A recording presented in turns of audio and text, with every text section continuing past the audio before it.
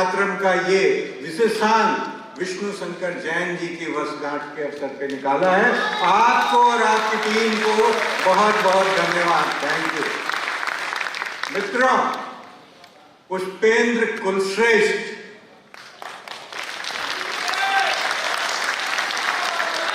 परिचय की जरूरत है क्या?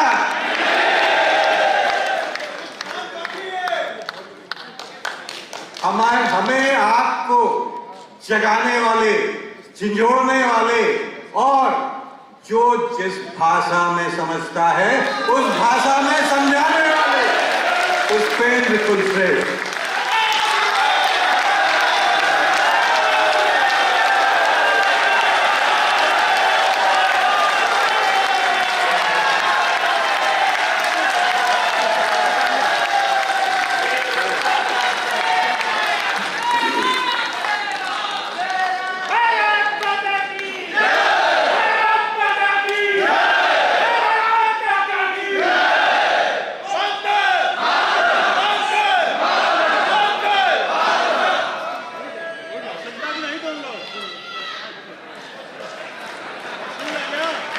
आप सबका बहुत बहुत धन्यवाद। और इसलिए भी धन्यवाद करना चाहता हूं, बनारस में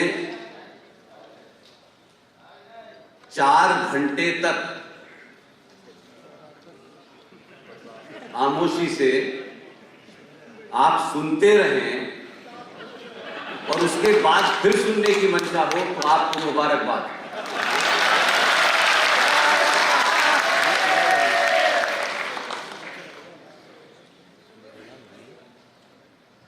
जितने भी हमारे साथी, खासतौर से RSN सिंह साहब, सुशील पंडित जी, पवन सिन्हा साहब,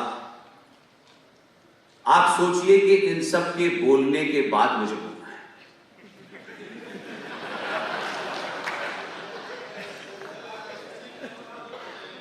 इसलिए सुशील भाई की पीड़ा ये सुशील भाई की नहीं है। सुशील भाई ने कहा कि 19 जनवरी को विश्व के 12 देशों में हम इस बार इसको एक नए तरीके से पेश करेंगे कि उनके साथ क्या हुआ है। विश्व के 12 देशों में जाने के बावजूद भी अगर सिर्फ भारत में इस बात को लेकर के लोगों में जागृति की जाए तो 95 करोड़ की जनसंख्या 12 देशों से बहुत बड़ी है। ये दुर्भाग्य हमारा।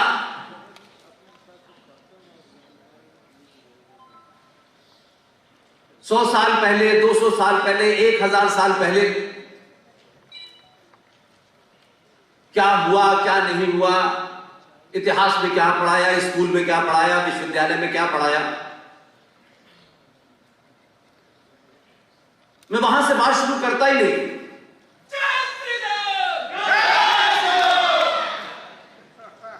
47 के बाद से हमारे साथ क्या हुआ, कभी उस पर भी चर्चा होनी चाहिए।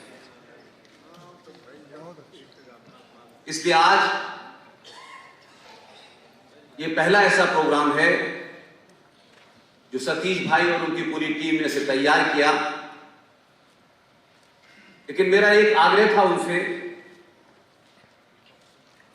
कि ज्यादातर जगह पे मैं और कर्नल RSN सिंह साथ जाते हैं। इस देश में पिछले 10-11 साल में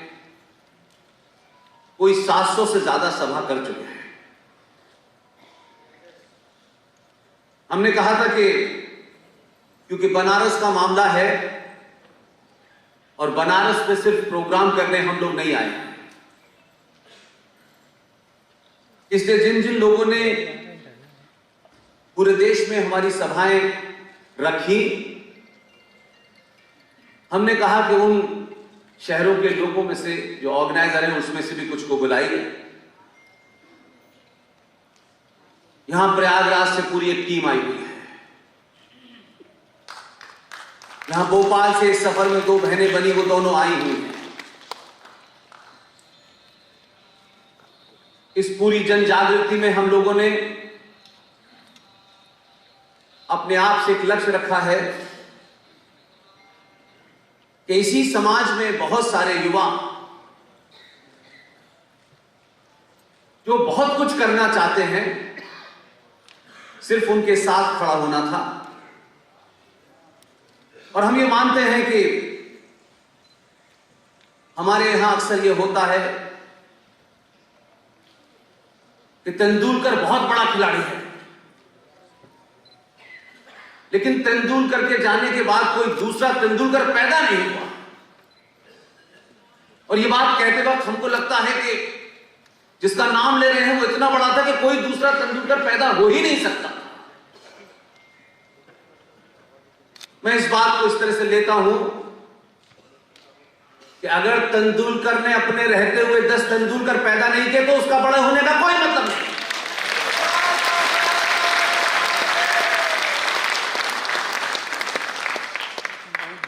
इसलिए जम्मू में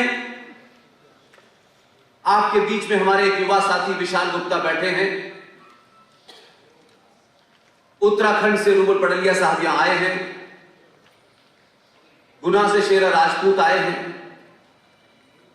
ये अपने अपने शहरों में अपने सीमित साधनों के साथ लड़ रहे हैं। अब क्योंकि 5-4 विद्वान बोल चुके हैं, तो जो जो कुछ छूट गया है उस पे मैं सीधी टिप्पणी करता हूं। विष्णु शंकर जैन साहब, मेरे ख्याल है कि पिछले साल इसी हॉल में एक प्रोग्राम था, तब शायद पहली बार उनको आपने सुना होगा। और आज विष्णु शंकर जैन बनारस की गली गली में जाने जाते हैं।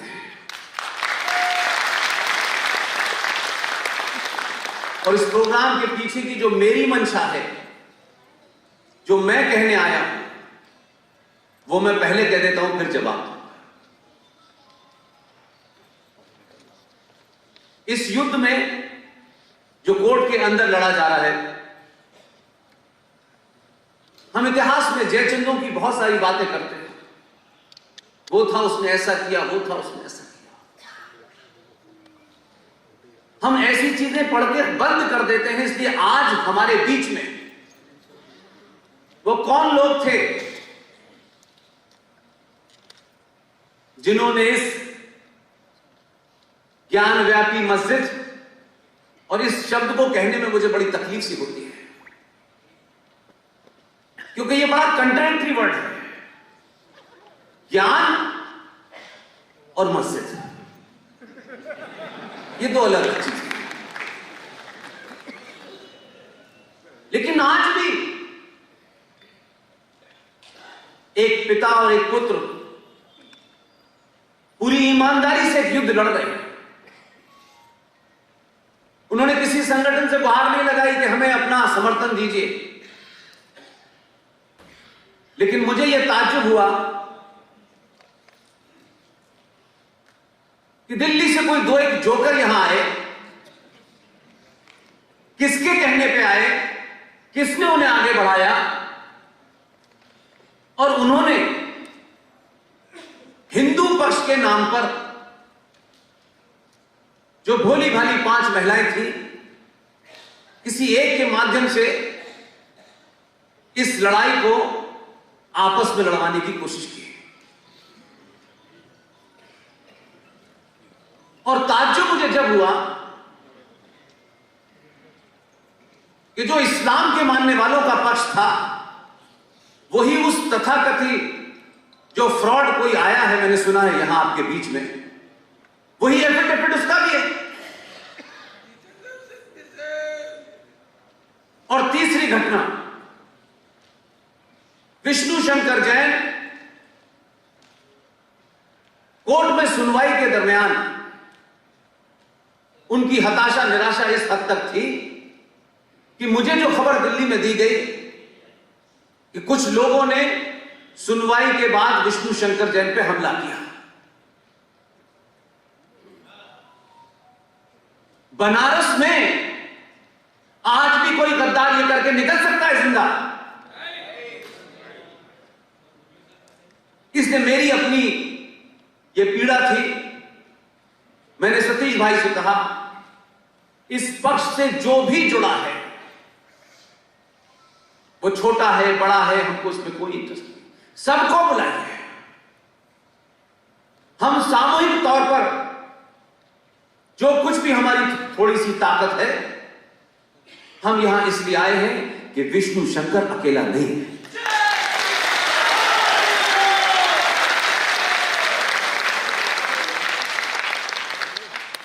यह हमारा दुर्भाग्य है कि हमारे इतिहास के बारे में खासतौर से सुशील पंडित जी ने बहुत कुछ कहा, लेकिन एक अजीब सी स्थिति है हमारी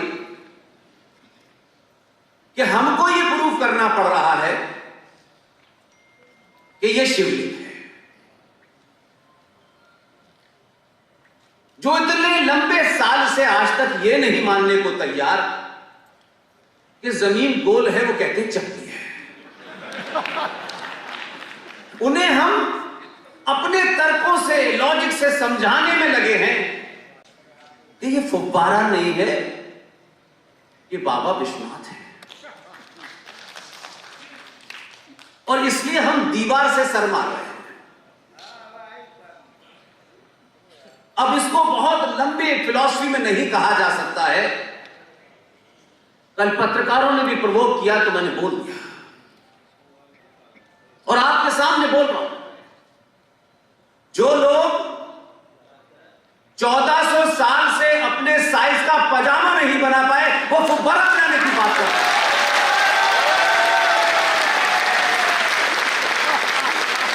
वो कहते हैं हमने ताजमहल बनाया है, हमने कुतुब मीनार बनाई है। ऊंट की पीठ पे खड़े होकर खजूर तोड़ने वालों के कोई कुतुब मीनार नहीं मिलती। तो एक नैरेटिव कैसे क्रिएट किया जाता है, और एक शब्द समाज उस नैरेटिव को तोड़ नहीं पाता है, और नैरेटिव के ऊपर सारी ताकत रखती है। आपके पास हजारों नैरेटिव, इसलिए किसी शत्रु ने आपको उस नैरेटिव में फंसाया हो ऐसा नहीं है। इसलिए जब अपनों पे बात हो तो तलखी ज्यादा होनी चाहिए। शत्रु से तो हमको पता है कि वो क्या करेगा, लेकिन जो हमारा अपना है वो क्या कर रहा है, शिकायत उससे है। इसलिए एक नहीं आपने, हमारे जिन लोगों का यह काम था, संतों का, महंतों का, आश्रम में बैठने वालों का, अध्यापकों का, बुद्धिजीवियों का, उन्होंने नहीं किया ये काम, बल्कि सब सत्ता के लोभ में किसी भी तरीके से उस सत्ता में भागीदारी मिल जाए, इसलिए सबने झूठ बोला, इसलिए वो सब इसमें भागीदार है। और आज भी हमारे बीच में खुल्लम खुल्ला कहते हैं, तब भी हम प्रतिकार नहीं करते, क्योंकि हमें लगता है कि अगर हमने इस महान शख्सियत के खिलाफ बोला तो पता नहीं क्या मिलने वाला था, वो नहीं मिलेगा, इसलिए बोलते नहीं। सारे धर्म बराबर हैं, ये हमारे पाखंडियों ने बोला, अभी उन्होंने नहीं बोला। और धर्म शब्द का इस्तेमाल खुद सनातनियों ने जितना गलत किया है, उतना किसी ने नहीं किया। उन्होंने अपनी पूरी उस लुटेरी सभ्यता के समकक्ष आपको खड़ा कर दिया, और क्योंकि आपका अपना कोई नैरेटिव ही नहीं था तो आप कन्विंस नहीं थे, तो दूसरा एक पाखंड बोला गया, सारे धर्म बराबर हैं, Islam is a religion of peace. इस्लाम शांति का मजहब है।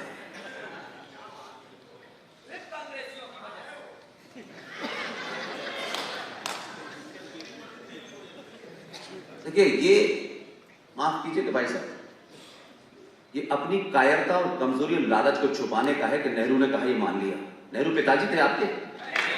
फिर जब भी आप हर बात के लिए दूसरों को ढूंढेंगे, इसका मतलब है कि आप झूठ बोलना चाहते हैं। क्या इस देश में सावरकर का नैरेटिव नहीं था? क्या स्कूल की किताबों से पढ़ने के बाद ही आप ज्ञानी हुए? जो हमारी भूमिका है, मैंने अपने कभी डिस्कोर्स में दूसरों को जिम्मेदार नहीं ठहराया। बहुत आसान काम है। अभी सुशील भाई ने अलीगढ़ का किस्सा सुनाया, मेरी पैदाइश वहीं की है। आज के भारत में हमारी और आपकी आंखों के सामने अगर इतिहास लिखा जाएगा तो हमको भी लोग वैसे ही बुरा भला कहेंगे जैसे आज हम यहां खड़े होकर कहते हैं। और ना कहें इसलिए यह रास्ता चुना है कि अपनी भूमिका अदा करें। इतिहास तय करेगा कि हमने क्या किया।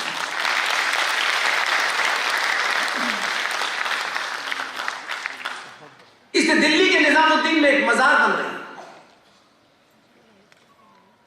उस मजार पर सब जाते हैं।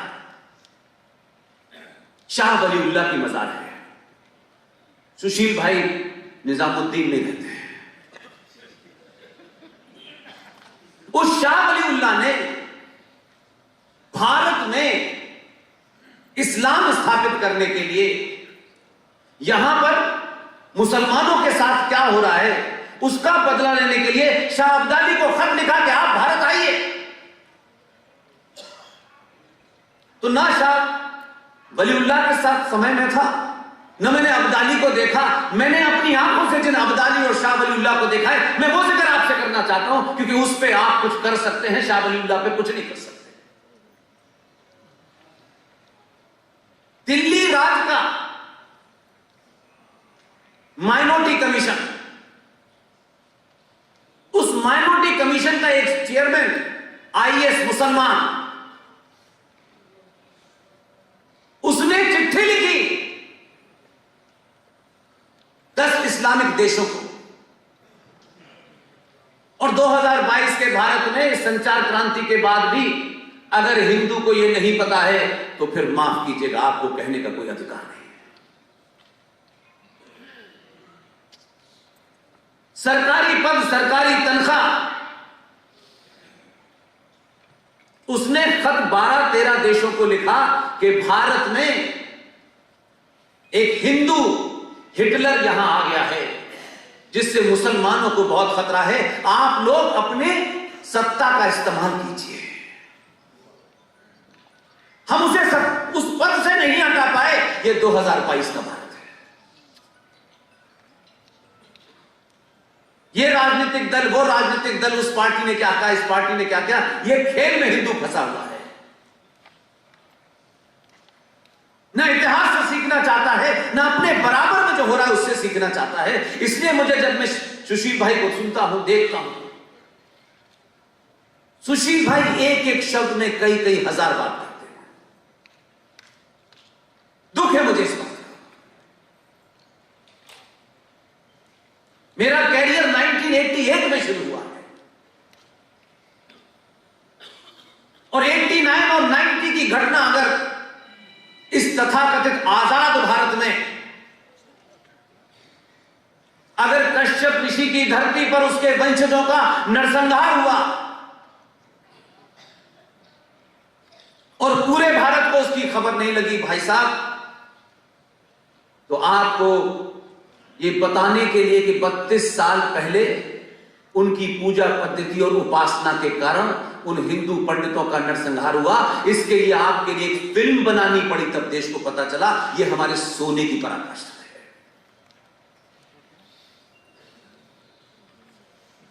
इसलिए सिलसिला चल रहा है। हम आज भी सिर्फ भारत मां का नारा लगाते हैं और समझते हैं सब कुछ ठीक हो गया। कभी कभी मुझे शक होता है कि कम से कम आज के दौर में अगर कोई सनातनी हिंदू को मूर्ख बना रहा है तो आपके अपने बना रहे हैं। अदरवाइज हमारी जरूरत नहीं थी, छोटी मोटी नौकरी करके घर चलाते थे, हम भी वही रहते हैं। और कोई हम मर्जी से आ गए हो ऐसा भी नहीं है। हमको किसी शक्ति ने यह करने के लिए भेजा है। और हर दिन हमको लगता है कि हमारे अंदर इतना सामर्थ्य नहीं है कि हम 3-3, 4-4 घंटे बोलते रहे, लेकिन बाद में लगता है कि कोई शक्ति है वो करा रही है, हम उसे ईमानदारी से कर पाए, यही हमारा सिर्फ प्रण है। इसलिए आज भी सच को सच अगर सनातनी हिंदू नहीं कहेगा तो ध्यान रखिएगा, जो लोग बार बार ये कहते हैं, हमारे बुजुर्ग कहते हैं, राजनीतिक लोग तो मानता हूं कि वो तो झूठे होते हैं, उनको ये कहना ही होता है क्योंकि उनकी मजबूरी है कि दुनिया के लोकतंत्र के अंदर अगर नेता झूठ ना बोले तो फिर वो नेता कैसा। इसलिए कि लोकतंत्र में आपको वोट लेना होता है और वोट लेने के लिए आपको झूठ बोलना ही पड़ता है। इसलिए मैं सत्ताओं सरकार से कभी सवाल नहीं करता, क्योंकि हम जिस पद्धति पे चल रहे हैं उस पद्धति से हमारा दर्द दूर होने वाला नहीं है। इसलिए कि हम ये समझते हैं कि सरकार के पास ही सारे दुखों का हल है। हमने एक छोटी सी चीज को इतना बड़ा बना दिया है क्योंकि हम अंदर से कहीं ना कहीं लालची हैं। ये मिल जाएगा, ये नहीं मिल जाएगा, ये रह जाएगा, वो पीछे रह जाएगा, उससे संबंध खत्म हो जाने से वो मिलने वाला था तो वो खत्म हो जाएगा। इस गुणा भाग में लगे। जिंदा कौमें, जिंदा समाज अपनी सामूहिक शक्ति के सामर्थ्य से सत्ता को अपनी चौखट पे झुकाते हैं और कमजोर समाज, लालची समाज, डरपोक समाज सत्ता की तरफ जिंदगी भर देखता रहता है। कहीं कश्मीर होता है, कहीं बंगाल होता है, कहीं अलीगढ़ होता है, मुरादाबाद होता है, मलियानाबाद होता है, सब कुछ चलता रहता है। लेकिन देखो वहां ये नहीं किया, वहां ये नहीं किया, वहां सिर्फ खबरें पढ़ता है और कुछ करता नहीं। जब हीरो चुनने की बात आती है तो हम हीरो के अंदर भी एक अजीब तस्वीर देखते हैं, क्योंकि हमारी संवेदनाएं अलग हैं। इसलिए कितना कन्वर्जन हुआ, किस लेवल पे हुआ, जो सुशील भाई कह रहे थे। लेकिन आज भी तो जो लड़की मुसलमान बनकर के शादी नहीं करना चाहती थी, हरियाणा में निकी तोमर को उसने गोली मारी कि नहीं मारी, हमने क्या किया? क्या प्रक्रिया है हमारी सरकार है ये कह के सो गए। कहीं अंकिता हो रही है, कहीं रूपेश पांडे हो रहा है, कहीं अंकित शर्मा हो रहा है। हम कर क्या रहे हैं? खबरें पढ़ते हैं और फेसबुक के माध्यम से, क्योंकि सबको लगता है कि मैं क्यों जाऊं, मुझे तो अपने बेटे को बेटी को पढ़ाना है और उसे आईएएस पीसीएस बनाना है और फिर उस व्यवस्था में से अपने बच्चे को लूट का सामान सिखाना है।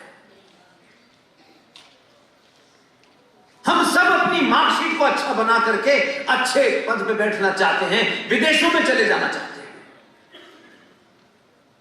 लेकिन भारत भूखंड की रक्षा के लिए कुछ बेरोजगार टाइप के लोग लड़ेंगे तो कोई फर्क नहीं पड़ता है। यह हमारी मानसिकता है। हम भारत में रहते हुए भी अपने घर की रक्षा करने में असमर्थ हैं, इसलिए रास्ते ढूंढते हैं किसी तरीके से, कहीं कोई नया रास्ता मिल जाए, हम इधर निकल जाएं, उधर निकल जाएं। कम से कम पिछले 50 सालों का इतिहास ही बताता है, आप कहीं भी भाग जाइए, कायरों के लिए दुनिया छोटी पड़ जाती है। और जब आप पलट के वार करते हैं और आपको चुनाव करना होता है कि कबूतर उड़ाने वाला चुनना है या चीता उड़ाने वाला चुनना है? तो दुनिया को लगता है कि थोड़ा थोड़ा बदलाव आ गया है। अपने हीरो को चुनने से पहले ओह, इसने तो एक मर्डर किया था, इसके साथ नहीं खड़े हो सकते हम, अपना है तब भी नहीं खड़े हो सकते, क्योंकि कहीं हमारी समाज में छवि खराब न हो जाए। ये बीमारी है। और हम किससे लड़ रहे हैं? हम उससे लड़ रहे हैं जो मुंबई में बम धमाकों का मास्टरमाइंड होता है। जब उसे फांसी होती है तो उसके जनाजे में 5 लाख लोग होते हैं। न उनको अपने साथी पंडित जी का ध्यान आता है, न सिन्हा साहब का ध्यान आता है कि हम उनके सामने क्या जवाब देंगे कि एक आतंकी के जनाजे में हम गए थे। लेकिन हम तो दरवाजा बंद कर लेते हैं। हमारे बीच में से कोई बहादुर अगर किसी जिहादी की हत्या कर देता है, हम नहीं चाहते। आप जिन चुनौतियों से लड़ रहे हैं वो आपको पता तो है, ऐसा नहीं है।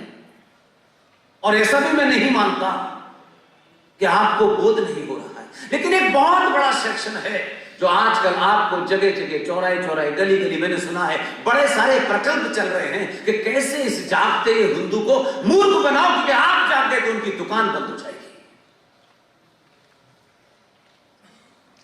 हमें बताया जाए, हम इस भाईचारे को 700 साल से झेल रहे हैं। और जब हमें यह बोध हो गया कि भाई कौन है, चारा कौन है, तब फिर लोग चल दिए घर से निकल के। नहीं नहीं, गले मिलना है। नहीं नहीं, तुम्हारे भाई हो। वो कह रहा है नहीं हो। नहीं नहीं, उसके गले में घुसते जा रहे हैं भाई। इससे आप अपनी वर्तमान में जो आपकी शक्ति दुनिया को दिखाई दे रही है उसको गिरवी रख रहे हैं। यही समय है जब यह जागरण इतना कर दिया जाए कि सत्ता पे कौन बैठेगा, उसकी जाति क्या है, वो किस क्षेत्र से आया है, ये मापदंड नहीं होंगे, बल्कि मापदंड होंगे कि इस वर्तमान भारत राष्ट्र को इस्लामिक जिहाद से बचाने वाला अगर किसी आदमी ने 2002 में अपना रोल प्ले किया है तो हमारा हीरो वही होना चाहिए।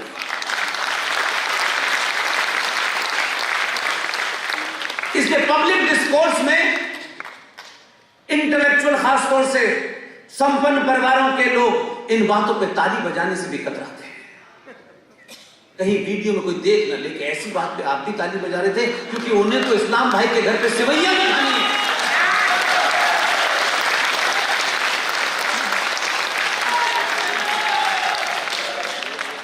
उस शत्रु बोध का आपको अंदाजा नहीं है। और आप तो पहले ऐसे लोग हैं कि आप तो हर काम को शत्रु से अनुमोदित कराते हैं। अच्छा, वो कह रहे हैं इसलिए हम ठीक हैं। थोड़ा सा वो तो डॉट बराबर बदलाव आया है और दुनिया कह रही है कि हिंदू इंटॉलरेंट हो गया है। अगर राष्ट्र बचाने के लिए हिंदुओं को चौराहे चौराहे, गली गली को ये कहता है ये इंटॉलरेंट हो गए हैं, तो जोर से कहिए हां, इंटॉलरेंट हैं। तुम्हारी बकवास, तुम्हारे घटिया विचार, तुम्हारी पूजा पद्धति हमको एक्सेप्ट नहीं है।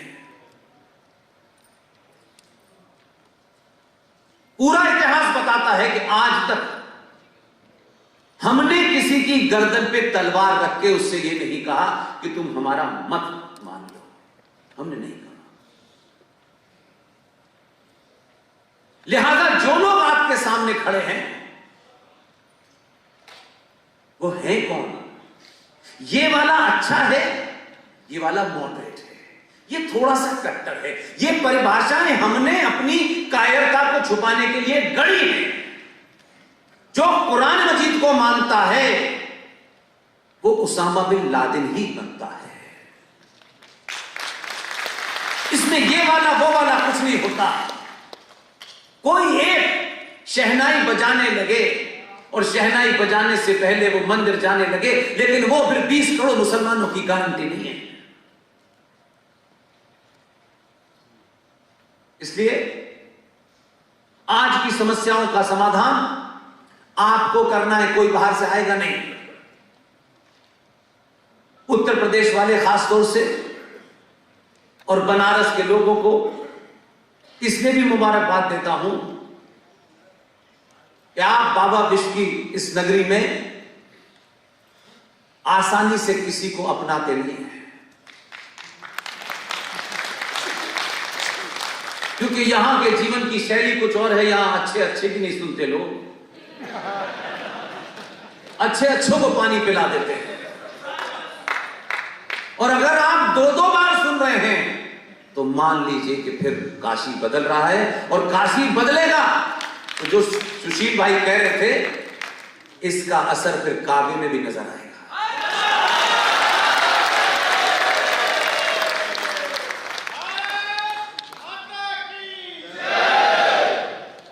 जो भारत माता की जय का नारा लगाए, अच्छी बात है, कोई बुरी बात नहीं।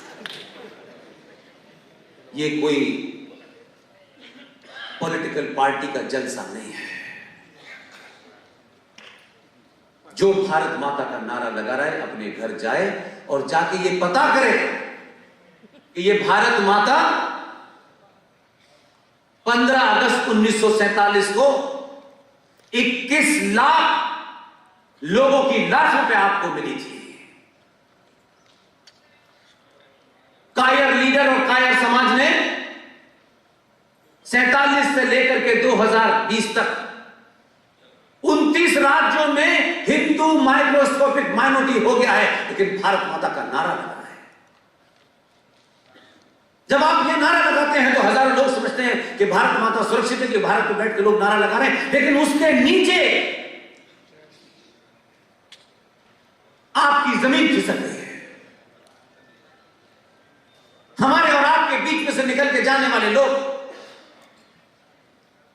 चोगा कोई भी पहन ले, इतिहास लिखा जाएगा तो उनको माफी नहीं मिलेगी। और हम उन लोगों में अपना नाम नहीं लिखाना चाहते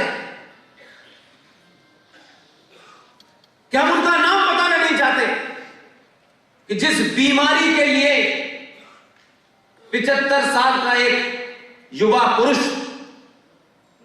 35 साल का उनका बेटा,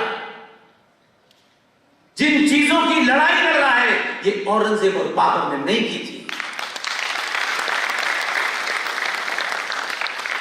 ये औरंगजेब के खिलाफ लड़ाई नहीं लड़ रहा है, ये बाबर के खिलाफ लड़ाई नहीं लड़ रहे। ये भारत की संसद, उस संसद में बैठने वाले वो लोग जो ये कहते रहे हैं कि हम तुम्हारे हैं, इस संस्कृति के हैं, और हम और तुम्हारे बीच में एक ही रिश्ता है कि तुम भी हिंदू और हम भी हिंदू। उनकी गिनती चाहे 10 थी चाहे 117 थी, मैं ये मानता हूं आग अगर यहां लगी हो तो चौराहे चौराहे चिल्लाएंगे और बनारस में लोग 5-5 घंटे बैठ के सुनेंगे। इसलिए कसूरवार बाबर और औरंगजेब नहीं है। उनको जो करना था वो दुनिया में यही किया, कोई नई बात नहीं है। उस इतिहास में जाकर के अब कोई फायदा नहीं होना है। इतिहास में जाइए, 1991 में भारत की संसद में किस पार्टी के कितने एमपी थे, आज गूगल सर्च कर लीजिएगा। उन लोगों की क्या भूमिका थी जब प्लेसेस ऑफ वर्शिप एक्ट बन करके पास हो रहा था? क्या 91 के बाद वो एमपी आपके बीच में वोट मांगने नहीं आया, एमएलए वोट मांगने नहीं आया? वो समाज के तमाम सारे ठेकेदार जो सुबह से शाम तक हर चीज पे अपना प्रवचन देते हैं, उन्होंने आपको बताया कि हमने जिनको भेजा था हिंदुत्व की पट्टी से निकल करके ये भारतीय जनता पार्टी के लोग जाएंगे। उनसे पूछा कि जब ये कानून बन रहा था तो आपके मुंह पे ताला लगा हुआ था क्या? आप उस कानून को बनने से नहीं रोक सकते थे, समझ में आता है। लेकिन बनारस में क्या किसी चौराहे पे या उस पप्पू की दुकान बंद हो गई थी, वहां पे आके तो बोल सकते थे, अपने लोगों को बता तो सकते थे कि ये जघन्य अपराध हुआ, मैं रोक नहीं पाया, लेकिन इस घुटन से मैं मरना नहीं चाहता हूं, ऐसे ऐसे कानून बने, हम कुछ कर नहीं पाए। हमने तो आज तक सरकार से न कुछ कहा, न सरकार से कोई मांग की, न ये कहा कि सरकार ये करे न करे। हम जानते हैं सरकार कैसे चलती है, हम उस तरफ आ गए। तो ये सवाल नहीं पूछा जाना चाहिए 91 में प्लेसेस ऑफ वर्शिप एक्ट बन गया, हम खामोश बैठे रहे, बन गया, रख गया। अब याद आया, सत्ताओं की अपनी मजबूरी हो सकती है, मैं उसमें भी नहीं जाना चाहता, लेकिन विपक्ष में बैठकर अगर विवाद थी तो लोगों को बता तो देते हैं। बनारस की गली गली में 50-30 साल पहले यह सवाल तो खड़ा होता कि यार ऐसा नहीं हो गया, हमने तुमको भेजा था कि तुम हमें बताओगे, लेकिन तुमने अपने स्वार्थों के कारण अपने ही समाज को नहीं बताया। और एक आध जघन्य अपराध हुआ हो तो बन मान दिलू में 1993 क्या हुआ? नेशनल कमीशन फॉर माइनॉरिटी बना इस देश में। हमने आगे डाल के पूछा, जबकि ये माइनॉरिटी कमीशन जो बना है इसका बेसिस क्या है? What are the basis to describe X और वाई इज ए माइनॉरिटी? सरकार की आईटीआई में जवाब दिया कि इसका कोई बेसिस नहीं है। और माइनॉरिटी कमीशन का करोड़ों का बजट है और उसमें 35,000 पारसी, 1.5% सिख, 3% ईसाई और वगैरह वगैरह करके 17% मुसलमान माइनॉरिटी है। The second largest majority of this country is getting benefit of national commission for minority, क्योंकि वो माइनॉरिटी में है। और हम इतने अपॉलोजिस्टिक हैं कि माइनॉरिटी का मतलब 1.5%, 1% नहीं था, 17% थे, क्योंकि एजेंडा उनके लिए था, बाकियों के लिए नहीं था। हम चुप बैठे रहे। 1995 में जब ये वक्फ बोर्ड आया, उसमें जो अमेंडमेंट हुए, किसी ने क्यों नहीं बताया आपको? क्या जिम्मेदारी नहीं थी? और अगर नेताओं ने नहीं बताया तो समाज में जो लोग काम कर रहे हैं उनको बताना चाहिए था। फ्रांस में क्या हो रहा है, जर्मन में क्या, दुनिया जमाने की आपको पता है, घर में क्या हो रहा है ये नहीं जानना चाहते। इसलिए हम अपनी दुर्दशा के लिए खुद जिम्मेदार हैं। और 2022 में भी हम किन बुनियादों की तरफ बढ़ रहे हैं, और ये बात बनारस में कह रहा हूं, कॉन्शियसली कह रहा हूं। विपक्ष ने आपको नहीं हराया, सनातन विरोधी हताशों ने आपको नहीं हराया। अपने सीने पे हाथ रखिए और बताइए कैसे कोई आदमी 303 सीट से 264 पे आ गया। ये चिंता मन नहीं करना चाहिए, आ गया बस, इससे खुश हैं। कौन लोग हैं जिन्होंने ये किया?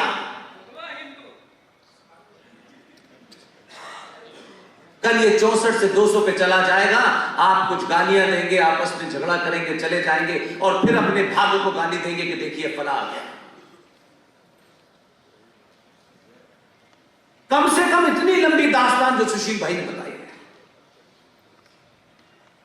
लोग अपने इतिहास से सीखते हैं, हम सीखने नहीं चाहते। हम जिक्र बहुत करते हैं इतिहास का। दुनिया का, सभ्यताओं का नियम है, जो अपने इतिहास को भूलते हैं। और हमारे यहां तो यह भी कहा गया है, क्योंकि राजनीतिक सत्ताएं जब राष्ट्र में दखल देती हैं तो नैरेटिव कैसे बदल जाता है और कायर और लालची समाज उस नैरेटिव को ओढ़ लेता है। कुछ लोगों की सुविधा हुई तो भारत सेकुलर हो गया, कुछ लोगों की सुविधा हुई तो सेकुलर होने के बाद भी, यानी बाबा साहब अंबेडकर का संविधान सेकुलर नहीं था,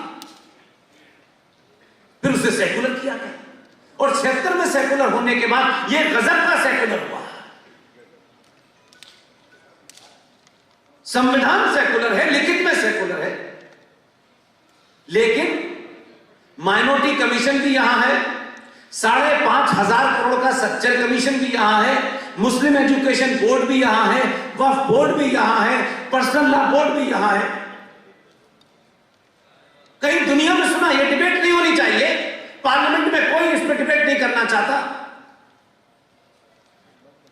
जो बात हरिशंकर जैन साहब ने कहा कि आर्टिकल 30 के तहत पहले से ही आपने गड़बड़ कर रखा है, यानी पिछले 70 सालों में आपका अचीवमेंट यह है कि भारत के संविधान में जो कुछ आपके पूर्वज थोड़ा बहुत ठीक ठाक करके गए थे, आपने 70 सालों में इस चाटुकारिता के चलते, दलाल नेताओं के चलते एक पैरेलल व्यवस्था खड़ी कर दी है। अब हमारी सारी ताकत इस पीढ़ी की लगती है कि पहले ये प्लेसेस ऑफ वर्शिप एक्ट का मुकदमा लड़े और व्यवस्था में बैठे हुए लोगों से भी लड़े, और अपने लोग ये समझेंगे बस वो लड़ रहे हैं, हमारा काम क्या है, हम तो ताली बजाएंगे।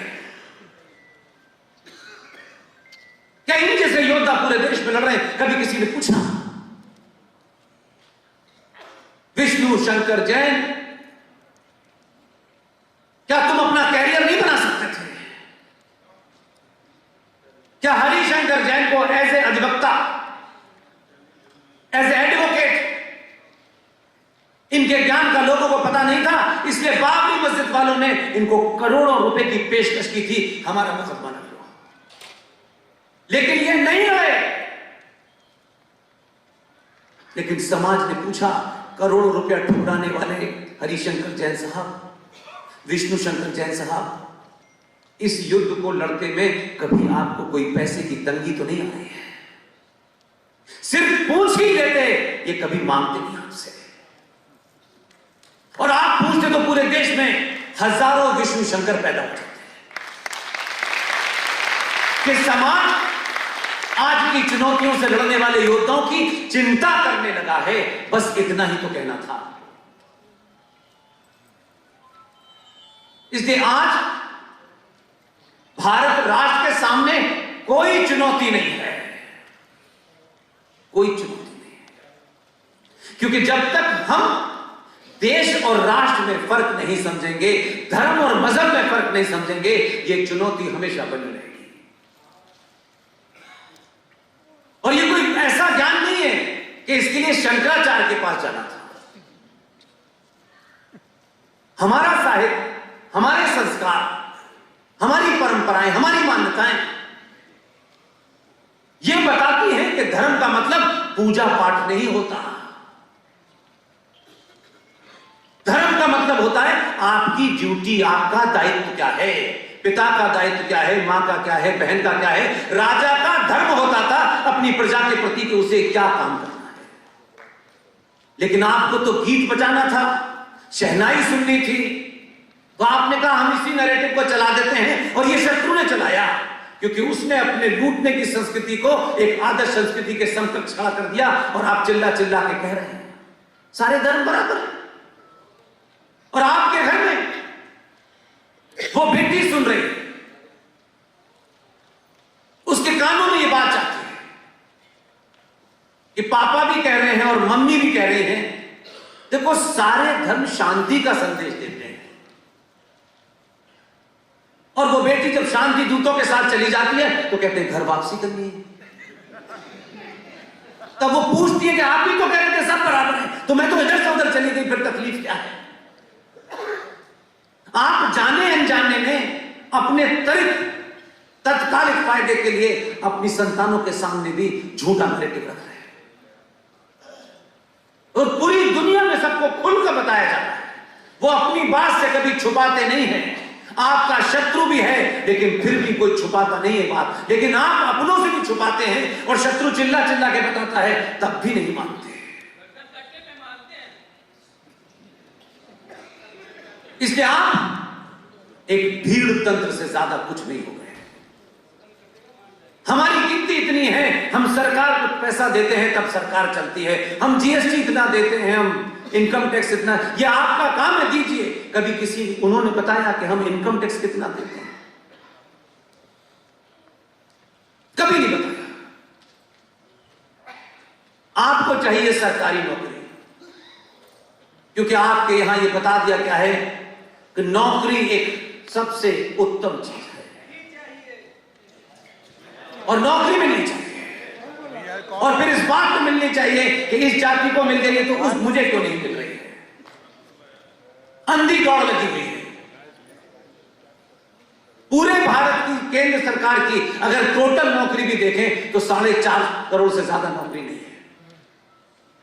आपने कोई ऑल्टरनेट इंतजाम नहीं किया। आप सोच रहे हैं कि 100 करोड़ हिंदुओं में से सबको नौकरी सरकारी मिल जाएगी।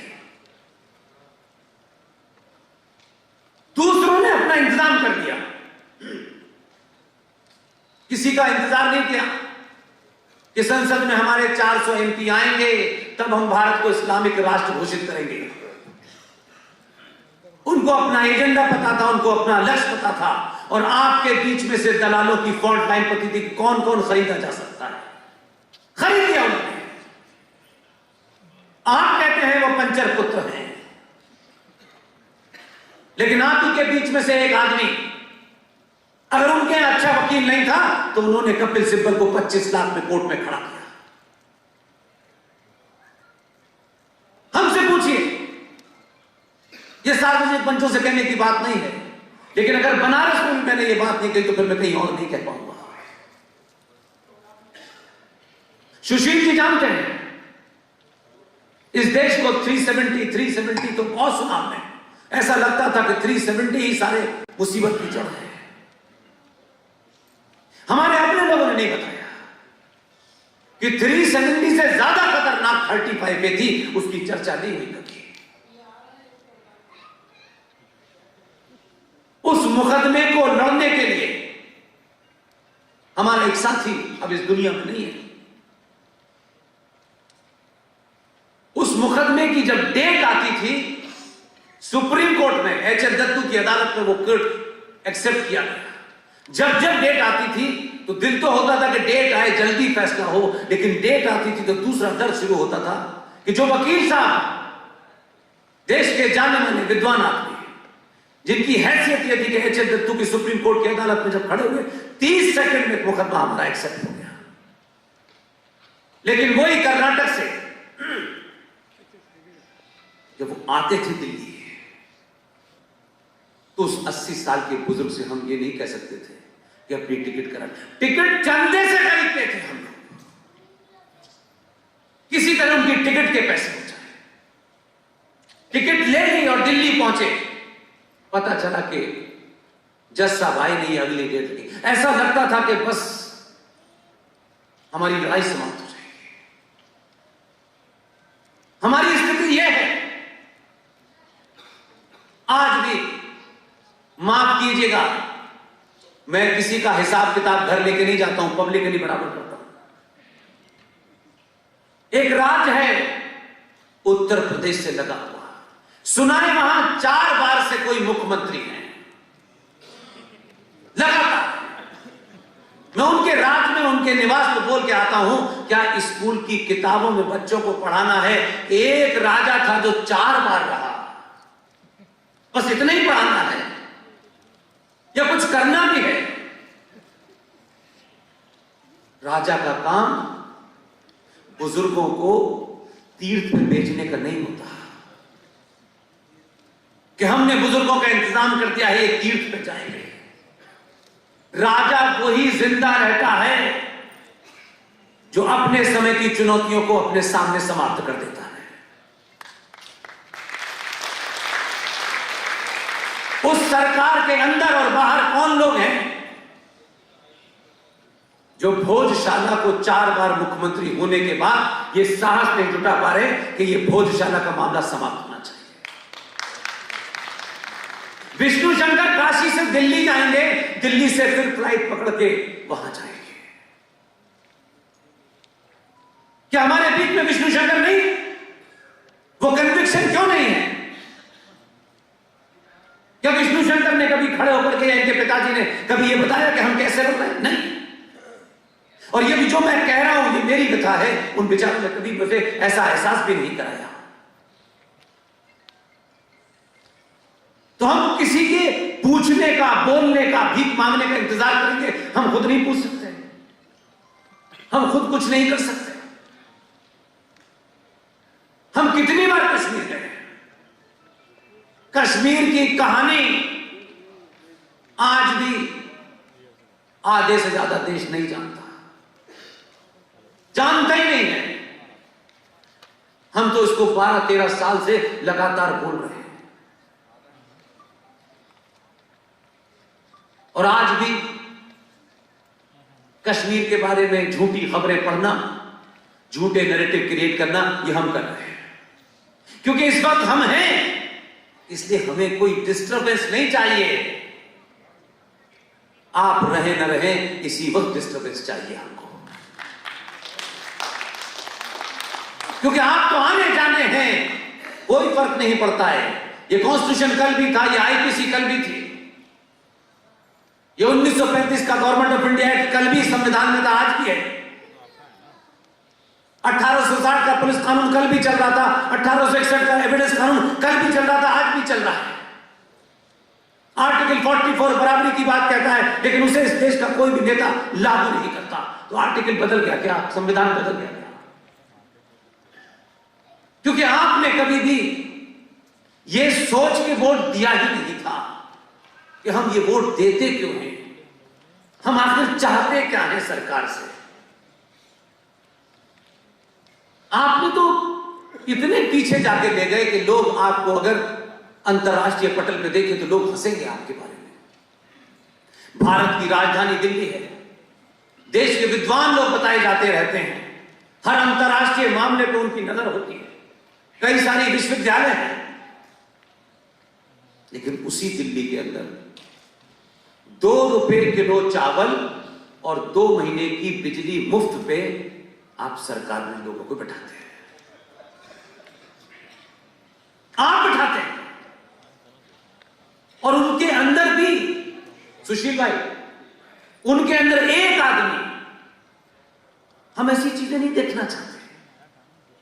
एक आदमी जीत के आया उस 70 विधानसभा के लोगों में से, वो बाकी लोग कहां बिजी हैं, उसने अपना एजेंडा पूरा किया अकेले ने।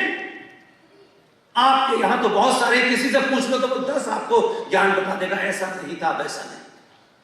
एक अदने से एमएलए ने, जिस दिल्ली सरकार की ताकत बड़ी कम होती है, ना लैंड उनके पास है, ना पुलिस उनके पास है, लेकिन जब यहां उसका एजेंडा था तो पता नहीं चला। अब जब कुछ हो गया तो अच्छा हमें पता चला। वो आदमी दिल्ली वक्फ बोर्ड का चेयरमैन भी था। 270 परिवारों को वक्फ बोर्ड के नियम के अनुसार उसने घर खाली करा के बता दिया। आज उसमें मुसलमान रह रहे हैं। दिल्ली में किसी को पता है ये खबर कि हम सिर्फ अखबार पढ़ने वाली खबर ही पढ़ते हैं और अखबार में नहीं आई तो फिर सब ठीक है, चले गए वो खाली करके। वो एक भी हो तो उसका एजेंडा होता है, वो आपके यहां भी था तब भी उसका एजेंडा था, लेकिन हमारा कोई एजेंडा नहीं। हमारे पास 4 गाड़ियां हो, 10 कमरे का मकान हो, और शर्मा जी को कैसे नीचा दिखाना है इसकी चिंता में लगे। वर्मा जी शर्मा जी को नीचा दिखा रहे हैं, शर्मा जी वर्मा जी को दिखा रहे हैं, इसी में लगे हुए हैं। एक भी कोई ऐसा इशू, यहां गेरुए बस में कुछ संत बैठे हुए हैं, हो सकता है कि ये अच्छे लोग हों, लेकिन इन संतों से भी सवाल पूछिए, उन पुजारियों से भी सवाल पूछिए। हम जहां पैदा हुए वहां तो कुछ और ही परंपरा थी, इसलिए हमारा उसमें दखल नहीं है, लेकिन पिछले 20-25 साल में जो देखता हूं तब मुझे ताज्जुब होता है कि ऐसा कैसे हो सकता है। कुंभ आता है, ये मैं अपनी इसलिए बता रहा हूं कि मैं उस बैकग्राउंड से नहीं। जब भी कुंभ आता था तो इस पे चर्चा होती थी। युद्ध किस बात में हो रहा है सन्यासियों में कि पहले कौन नहाएगा, इसके लिए तलवारें तलवारें चल रही हैं। फला अखाड़ा पहले नहाएगा या ये अखाड़ा नहाएगा, इसके ऊपर हत्याएं हो रही हैं। आश्रमों के ऊपर फिल्में बन रही हैं, गंदी फिल्में बन रही हैं। एक सन्यासी सड़क पे निकला जो सबसे प्योरेस्ट आपका इंस्टीट्यूशन है, जिसकी अपनी एक महत्वता और पवित्रता है। हम ब्राह्मण हैं, ठाकुर हैं, बनिया हैं, सब कुछ है, लेकिन आज के आपके सामने ओपन है। RSN सिंह साहब ने कांची के शंकराचार्य के बारे में बताया। शंकराचार्य रात के 12 बजे गिरफ्तार हो जाए, उस पर बलात्कार का केस लगे और भारत के अंदर एक प्रतिक्रिया ना हो। कौन डरेगा आपसे? क्योंकि आपने तो अपनी चुटिया सरकार को दे दी है। आज भी एक शंकराचार्य हमारे बीच से चले गए। ये घर के अंदर की बात थी, ये मठ मंदिरों के अंदर तय होनी थी, ये चौराहों पे तय नहीं होनी थी। आपने अपने उस पद की गरिमा को भंग किया है। ये हमारा काम नहीं है, समाज का काम नहीं है। ये बचे हुए 3 शंकराचार्यों का काम था। वो चुपचाप बैठते, कहीं से एक फैसला देते। अखबारों में रोज मजाक हो रहा है। कोई चीज छोड़ी आपने कि भाई इस संस्था का सवाल नहीं होगा, और आप उनसे बात कर रहे हैं। एक 2 कौड़ी का मस्जिद का मौलवी अगर आप उसके बारे में कुछ कहते हैं तो पूरे देश में प्रतिक्रिया हो जाती है। उनके आपसी झगड़े हो सकते हैं, हजारों झगड़े हैं, और कुछ झगड़े तो ऐसे हैं जो आप शायद जानते भी नहीं। तब भी वो जानते हैं कि इस वक्त लड़ाई हमारे आपस की नहीं है, इस वक्त लड़ाई काफिर से है। तो इस वक्त दोनों कौन कौन साथ हैं? जिन्होंने अली का कत्ल किया, प्रॉफिट मोहम्मद के दामाद का कत्ल किया, जिन्होंने प्रॉफिट मोहम्मद की बेटी का कत्ल किया, जिन्होंने प्रॉफिट मोहम्मद के नवासों का कत्ल किया, कलमा पढ़ के किया, अल्लाह अकबर कह के किया, वो दोनों भी आपके सामने यूनाइट हैं। और आपके झगड़े चौराहे गली हैं। किसी मठ के अंदर चेला गुरु को इसलिए मार रहा है कि उसे मठ पे कब्जा करना है। ये जब खबरें बाहर जाती हैं तो किसी सनातनी हिंदू को तकलीफ नहीं होती। और फिर आप आज के बच्चे से ये उम्मीद करते हैं, जो बच्चा आज के दौर में कंप्यूटर युग का बच्चा है, लैपटॉप वाला बच्चा है, वो जब ये देखता है तो उसको समझ में आता है ये सब क्या हो रहा है। किसी के पास समय है उस बच्चे से बात करने का। वो सिंह साहब कह रहे थे वो नालायक कोई फिल्म में कैरेक्टर बना है। अब नालायक बड़ा सॉफ्ट वर्ड है। तैमूर की अम्मी के पति हैं वो, ऐसे कहने में आपकी समझ में आएगा। हम बात पिन पॉइंटेड कहें क्योंकि हम उन लोगों से मुखातिब हैं जिन्हें 700 साल के बाद पहली बार एहसास हुआ है कि हम यादव या ब्राह्मण नहीं हैं, हम सनातनी हैं।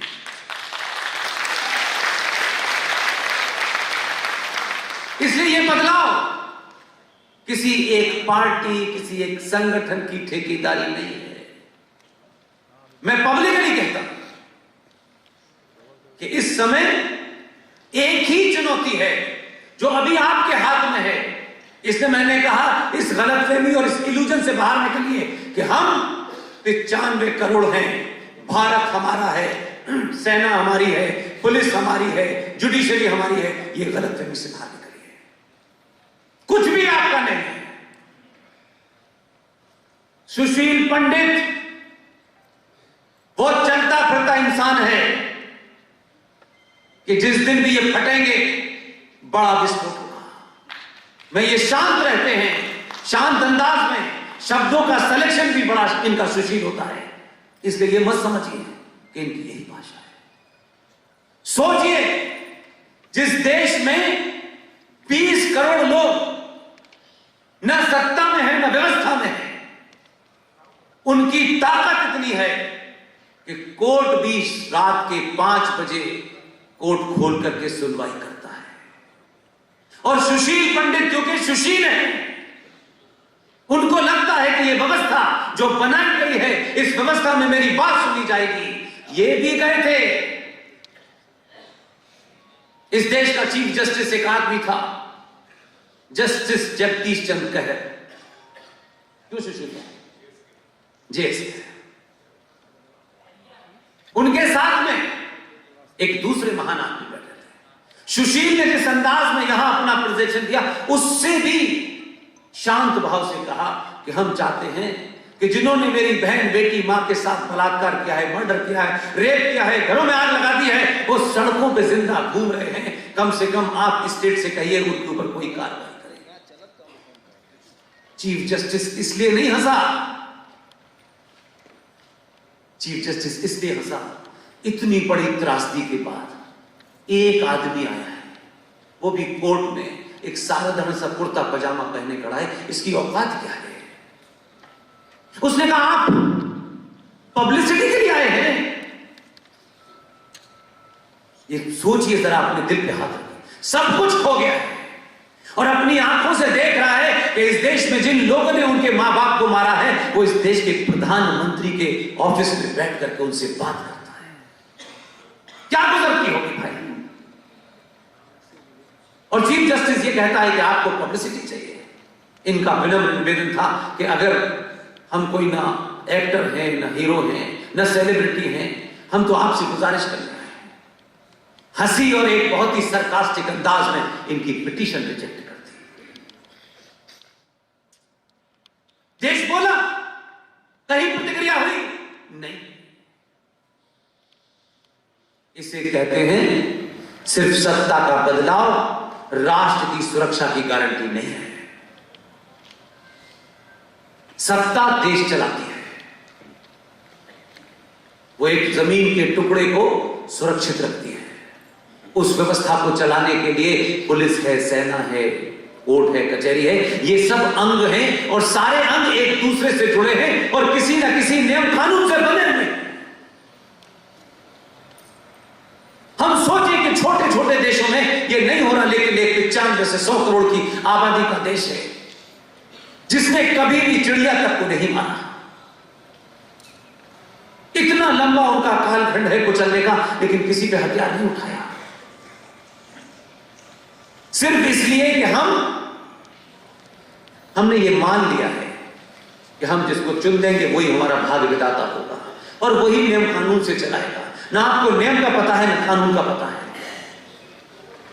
इसलिए आप चाहते हैं हिंदुत्व की परिभाषा भी सुप्रीम कोर्ट तय कर रहा है। सबरीमला में जेंडर जस्टिस भी सुप्रीम कोर्ट तय कर रहा है। हमने तो पब्लिकली कहा कि जज साहब जरा मस्जिद में भी जेंडर जस्टिस बता दीजिए, शाम को पता चल जाएगा। इसलिए प्रतिक्रिया देना, सामूहिक देना, तर्क और तथ्यों के साथ देना बहुत आवश्यक है। यही वजह है कि पिछले 5-6 साल में जो लोग भी इस देश में कहीं कहीं भी काम कर रहे हैं, उसमें 2 नाम और जोड़ता हूं जिनका जिक्र किया था सुशील भाई ने।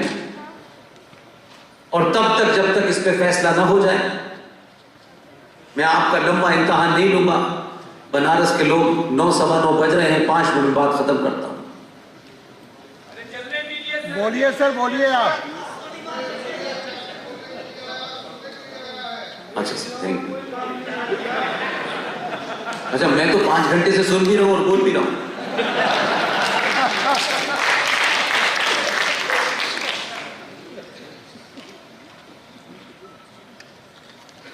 जिस दिन भी, ये मेरा पक्का विश्वास है और ऐसा कुछ मैं होते हुए देख रहा हूं इस पूरे 10-11 साल के इस सफर में, बहुत छोटी और बहुत बड़ी सभा भी की, छोटी भी सभा की, मैं एक बदलाव जरूर देख रहा हूं। लोग ये समझ गए हैं कि लोकतंत्र में ये राजनीतिक दलों के माध्यम से उनको अपना गौरव कभी मिलने वाला नहीं है। ये बीच बीच में आपको लगता है कि ऐसा हो जाए, अच्छा ऐसा होने वाला है, उनमें कुछ अमेंडमेंट हो गया, परसों फिर हो जाएंगे। सत्ता राष्ट्र के सुरक्षा की गारंटी नहीं, सत्ता सिर्फ देश की सुरक्षा की गारंटी देती है कि कोई विदेशी आक्रमण होगा, उसके लिए सत्ता ने राफेल खरीद लिए हैं, पहले वे खरीदे फिर जगुआर खरीदे। लेकिन एक सेना का अधिकारी जो अब हमारे बीच में नहीं है, उसने बहुत बड़ा ज्ञान नहीं दिया अपनी बातचीत में, उस वर्दी के बावजूद भी जो बात उसको कहनी थी उसने भारत के सनातनियों के लिए कही। हमने उसका भी मर्म नहीं समझा, क्योंकि हमारे शायद अंदर ये चीज धर कर गई है कि जहां हमें भूमिका निभानी होगी उसको हम समझने नहीं चाहते था, कि अगर समझ गए तो भूमिका निभानी होगी और हमें तो निभानी नहीं, इसलिए उसको समझो ही मत, को मैं जानते नहीं। इस देश के सेना के एक बड़े अधिकारी ने कुछ दिन पहले उनका एक हवाई दुर्घटना में निधन हो गया। रावत साहब ने एक बात कही थी, छोटी सी बात थी। उन्होंने कहा कि भारत ढाई युद्ध में ग्रस्त है। दुश्मन को समझ में आ गया कि यह कहां इशारा कर रहा है, इसलिए उनकी जो मृत्यु हुई, और यह नहीं कि मैं बहुत इंटेलेक्चुअल बात आपसे कह रहा हूं कि बहुत सारे ऐसे लोगों को समझ में आया। सुशील भाई एक बहुत बड़े एक्टर की पत्नी मुंबई में, बहुत बड़े एक्टर थे अपने समय के, वो अब नहीं है, उनकी पत्नी थी, वो आप सबको सुनती है। जनरल रावत की श्रद्धांजलि सभा उन्होंने अपने मोहल्ले में की, पोस्टर लगाया, फूल रखे, और श्रद्धांजलि सभा शुरू होने वाली थी, वहां दिया जलाया। 4-5 मुसलमान गुंडे उस मुंबई में गए और रावत की तस्वीर फेंक दी, दिए पे लात मारी और कहा कि इस ऐश देश की आपने यहां खराजे अक़ीदत दी तो आग लगा देंगे। 2.5 युद्ध का मतलब वो समझ गया, एक गुंडा, और हमारे यहां का विद्वान नहीं समझा कि जो आधा युद्ध है वो सेना और मिराज नहीं, राफेल नहीं लड़ेंगे, मुझे और आपको लड़ना है। ये जो चल रहा है लगातार चल रहा है कि 2.5 घंटा हम लेट हो गए, हम तो लेट पहले से ही बहुत चल रहे हैं कि हम सड़क पे नमाज पढ़ेंगे और आपने अगर हमें हटा दिया तो मार लगा देंगे। इसलिए अजान 5 वक्त होगी, लाउड स्पीकर पे होगी, लेकिन मुंबई में एक 80 साल की बुजुर्ग महिला आरती मोबाइल से सुनती थी। ऊपर वाले ने आकर के उसका मोबाइल तोड़ दिया, कोई हिंदू नहीं बोला। उसका बेटा विदेश में रहता है जो करोड़ों रुपया कमा रहा है। 1 करोड़ रुपया कमा करके उससे भोगना क्या है? रुपयों से संस्कृति नहीं बचती, परिवार नहीं बचता। अपने गलेबान में हाथ डाले, हम उनके मदरसों की तो जांच कर रहे हैं, लेकिन हमने 1947 के समय भारत में जितने गुरुकुल थे वो भी खत्म कर दिए, हमने एक गुरुकुल नहीं बनाया जहां हम अपने साहित्य की, अपनी परंपराओं की जानते हैं। इसलिए पवन सिन्हा हमारे बीच में मौजूद है। इन्होंने तो बताया कि इनका तो रिश्ता यहां सीधा सीधा है। मैं तो अलीगढ़ मुस्लिम विश्वविद्यालय में पैदा हुआ, तो मेरा रिश्ता किससे होगा आपको पता है। लेकिन उसके बावजूद भी देखिए, एक पति पत्नी ने, उनका एजेंडा क्या था? एक मेहनत की और एक सामान्य से परिवार से निकल के आए, मुरादाबाद के रहने वाले। ये सब बातें मुझे पता चली तो मुझे लगा ये सार्वजनिक इसलिए नहीं कर रहा हूं कि मुझे पवन जी की तारीफ करनी है। ये करोड़ों संत महंत जो 500-500 एकड़ में अपने आश्रम बनाए हैं, जिस दिन तय कर लेंगे हजारों गुरुकुल बन जाएंगे। पवन जी उस सीमित साधनों में, कोई नहीं जानता है, ये और इनकी श्रीमती आज का आधुनिक गुरुकुल चला रहे हैं, दिल्ली यूनिवर्सिटी में प्रोफेसर है। वो भी काम करते हैं और गुरुकुल भी चलाते हैं। और वहां जो तैयारी हो रही है, इस भारत को कहते तो हैं कि ये चाणक्य का देश है।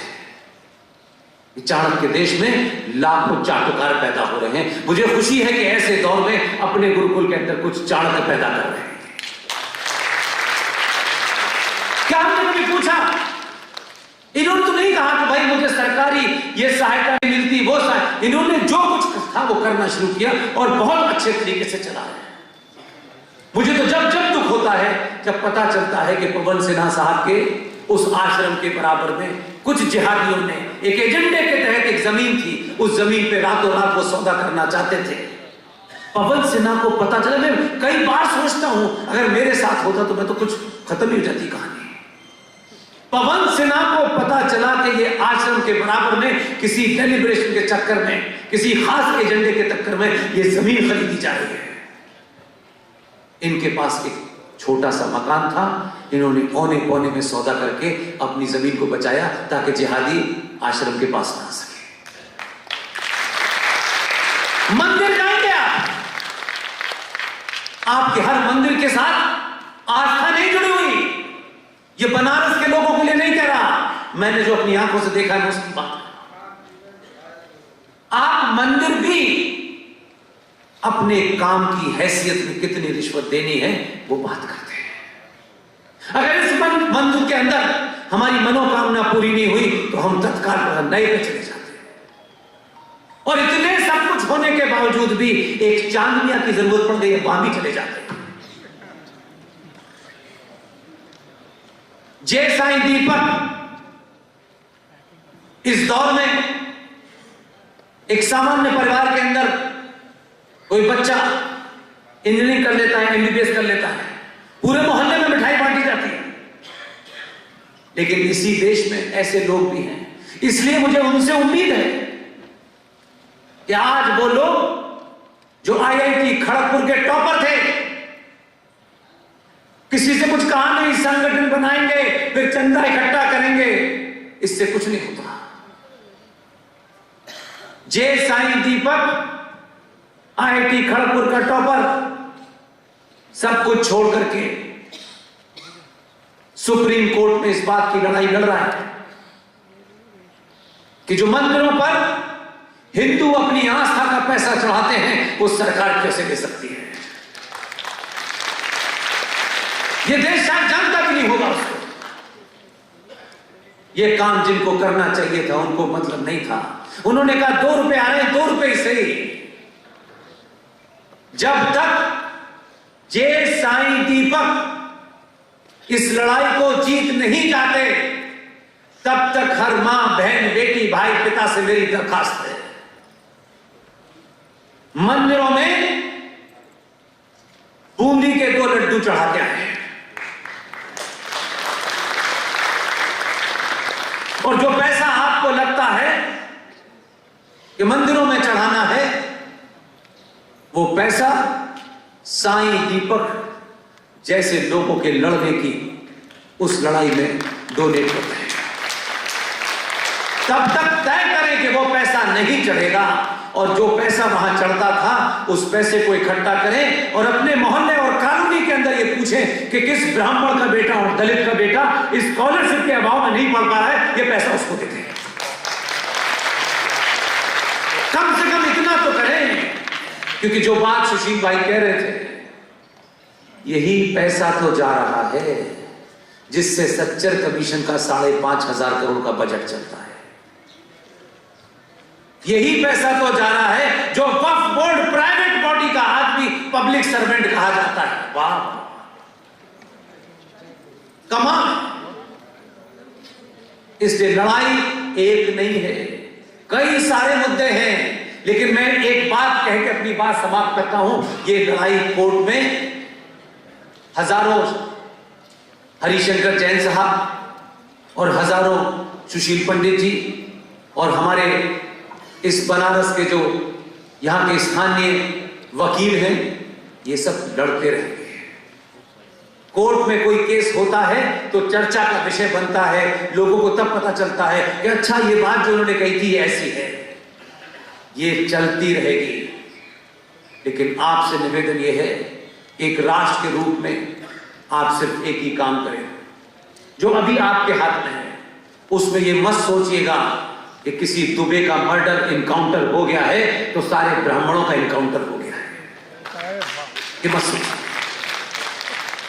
अगर आप इतने ईमानदार होते तो यह भी आपको बताना चाहिए था कि जिस दुबे के कारण यह नैरेटिव बनाया गया उत्तर प्रदेश में कि यह सरकार ब्राह्मणों के खिलाफ है, तो फिर दुबे साहब से भी पूछना चाहिए कि आपने जीते जी अपने 20 लोगों में से 16 ब्राह्मणों का मर्डर किया था।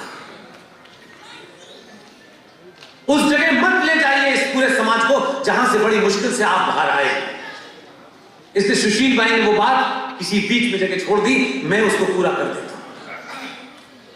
भारत के इतिहास में, भारत की परंपरा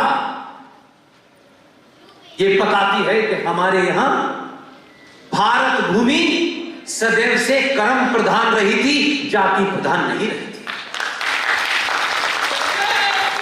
और साबित करता हूं, मैं अपनी बात को साबित करता हूं।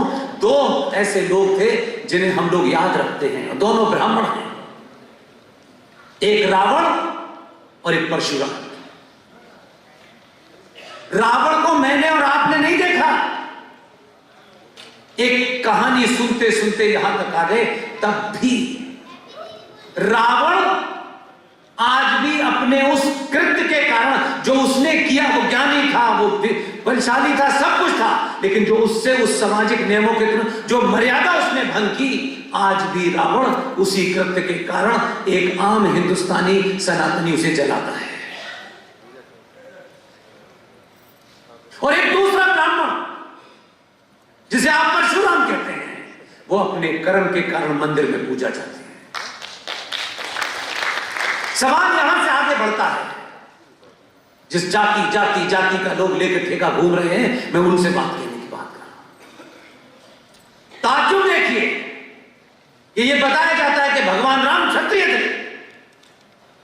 जब एक क्षत्रिय ने रावण का वध किया तो आज तक किसी ने उनके ऊपर यह आरोप नहीं लगाया कि एक क्षत्रिय ने ब्राह्मण का वध किया, यह किसी ने नहीं कहा। और तीसरा कंट्राडिक्शन देखिए, वो ब्राह्मण उसी क्षत्रिय की पूजा मंदिर में करता है। और उससे आगे चले जाइए, ये लोग जाति का ढंडोरा पीट के कुछ गिरोह अपनी दुकान चला सकते हैं, वही ब्राह्मण जो उस क्षत्रिय की पूजा कर रहा है जिसने रावण की हत्या की, वो ये मानता है कि इसने ब्राह्मण का वध नहीं किया, उसके उस कृत्य का वध किया था। और वही ब्राह्मण मंदिर में बैठ करके वाल्मीकि की लिखी रामायण पढ़ा रहा है, शर्मा जी की नहीं पढ़ा रहा। कौन से जातिवाद की आप बात कर रहे हैं? ईमानदार होते तो परशुराम का एक ही बात था, जन्म जाते शूद्र, मनुष्य जन्म से शूद्र पैदा होता है, अपने कर्मों से बनिया ब्राह्मण बनता है। आप कहां से चले थे, कहां गए? कम से कम अपने आज से अहद कीजिए। अगर आपने यहां 5 या 6 घंटे हम जैसे साधारण लोगों को सुनने के लिए बिताए, तो आज से 2 बातें ध्यान रखिएगा। हम मंदिर जाएंगे, मंदिर छोटा हो बड़ा हो, और उस मंदिर में पुजारी कौन है हमें नहीं पता, उस पुजारी का घर पता करेंगे कि वो मोहल्ले में कहां है, उसके कितने बच्चे हैं, उसके परिवार का कितना 10,000, 15,000, 20,000 होगा। जब तक आपको लगता है उस पंडित जी का जो उस मंदिर को देखते हैं, उस डिब्बे में नहीं डालना है जिसको सरकार ले जाती है, उसमें बूंदी के लड्डू डाल दीजिए ताकि सरकार ले जाए। उस 20,000 खर्चा, 25,000 खर्चा उस पंडित जी के घर जाइए और उसके घर दे दीजिए और पैसा चढ़ाना बंद कर दीजिए। और हमें से किसी की भी बात आपको तर्कों पे, तथ्यों पे अच्छी लगती हो, इस दौर में एक आदमी तय करे कि आज से मैं ये काम नहीं करूंगा और किसी को नहीं करने दूंगा। इसलिए मैं फिर एक बार अपने उसी स्लोगन की तरफ वापस लौट के अपनी बात खत्म करता हूं। आप लिख सकते हैं तो लिखिए, बोल सकते तो बोलिए, चिल्ला सकते हैं तो चिल्लाइए, और अगर ये तीनों काम करने में असमर्थ हैं तो जो चिल्ला रहा है उसके साथ खड़े हो जाइए। बहुत बहुत धन्यवाद।